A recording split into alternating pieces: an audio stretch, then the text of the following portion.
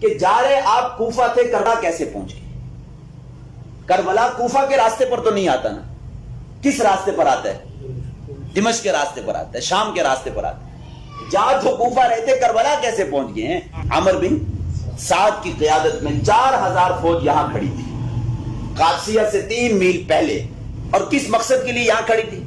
عبید اللہ بن زیاد نے کہا کہ اے عمر بن سعد، آپ نے حسین ابن علی کے قافلے کو کوفہ میں داخل نہیں ہونے دینا۔ یہ کوفہ ہے، یہ دریائے دجلہ ہے اور یہ دریائے فرات ہے، درمیان میں کیا ہے؟ کوفہ۔ فوج 4000 عمر بن سعد کی قیادت میں کہاں کھڑی تھی؟ قادسیہ کے قریب 3 منزل کی 3 میلوں کے فاصلے پر۔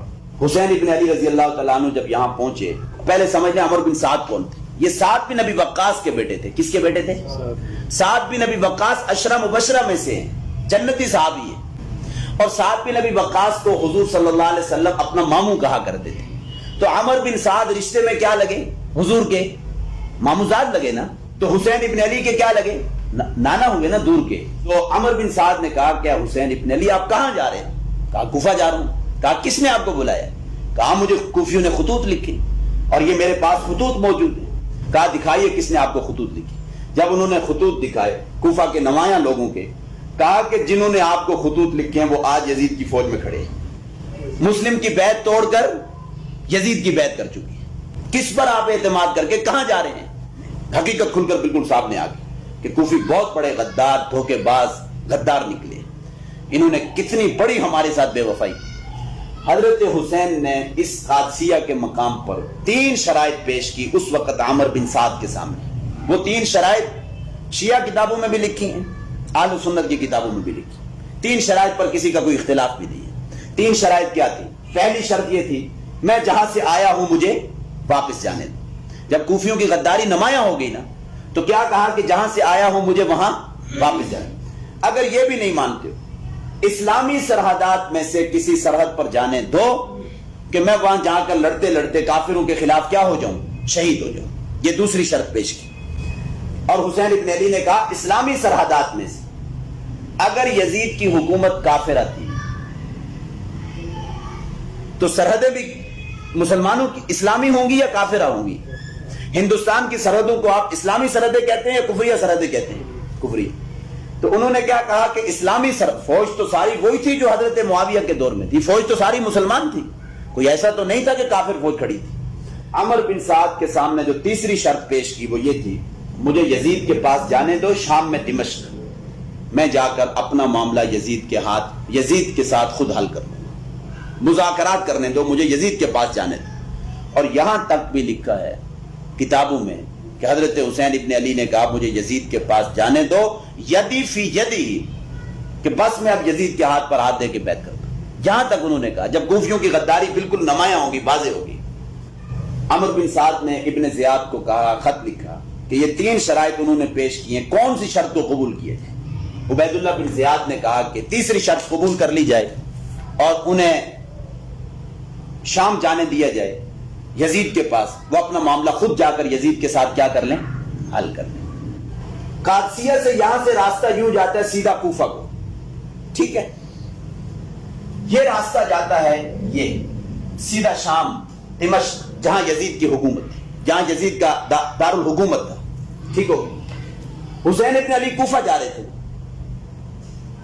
جب تیسری شرط ان کی تسلیم کر لی گئی، ٹھیک ہے آپ یزید کے پاس جائیں، عمر بن سعد کی فوج بحفاظت، عمر بن سعد آخری دم تک مصالحت کی کوشش کرتے رہے، بہت نرم مزاج آدمی تھے، اور ظاہر بات ہے کہ حضرت حسین کے ساتھ ان کا رشتہ بھی اتنا بنتا ہے، تو انہوں نے مصالحت کی کوشش کی۔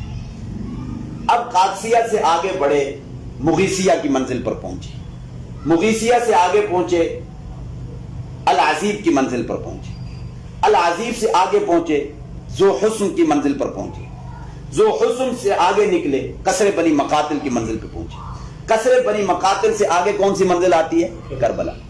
یہ 88 میل کا فاصلہ بنتا ہے، قادسیہ سے لے کر کربلا تک کتنے میل کا فاصلہ بنتا ہے؟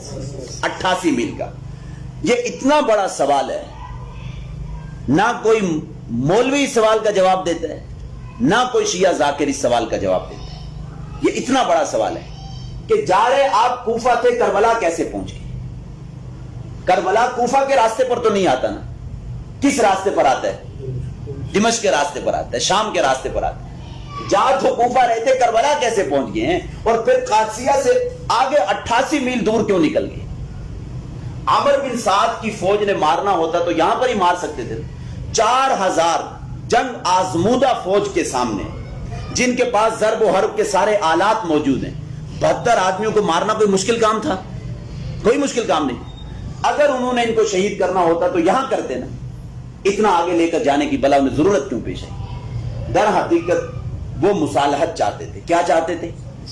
اب جہاں پر یہاں سے جب آگے بڑھے, دمشق کے راستے کے اوپر سفر طے کرنا شروع کیا, یہ جو 60 کوفی مکے سے ساتھ چل کے آ رہے تھے نا, اب جب دمشق کا سفر طے کرنا شروع کیا حضرت حسین نے یزید کے ساتھ مصالحت کے لیے, ان 60 کوفیوں کو اپنی جانیں خطرے میں پڑ گئی کہ حضرت حسین اگر زندہ و سلامت یزید کے پاس پہنچ گئے, یزید کہے گا آپ کو بلایا کس نے؟